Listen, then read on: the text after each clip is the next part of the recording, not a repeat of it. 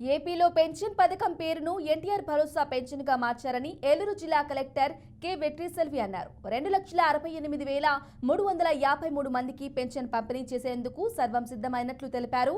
182,73 లక్షల రూపాయలు లబ్ధిదారులకు సచివాలయం సిబ్బంది ద్వారా పంపిణీ చేసేందుకు సిద్ధం చేశామన్నారు. ఉదయం 6 గంటల నుండి డోర్ టు డోర్ పెన్షన్ పంపిణీ చేస్తున్నట్లు తెలిపారు.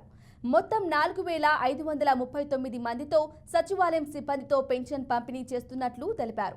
826 మంది ప్రభుత్వ సిబ్బందిని ఉపయోగించుకుంటున్నామని కలెక్టర్ చెప్పారు.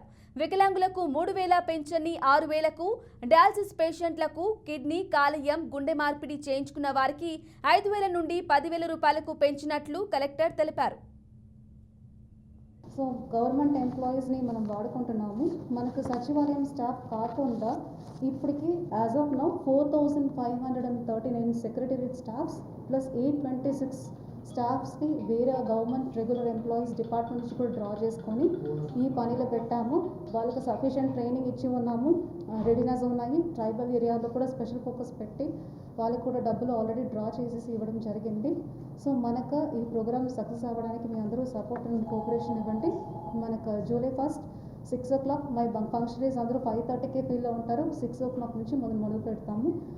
జూలై 1కి 100% డిస్ట్రిబ్యూషన్ చేయడానికి కూడా we are fully prepared and we are ready. So I request all the pensioners to make use of this opportunity. 1వ తేదీకే వచ్చి దయచేసి పెన్షన్ తీసుకోండి. మేమే మీ ఇంటికి వస్తున్నాము. ఈ అవకాశం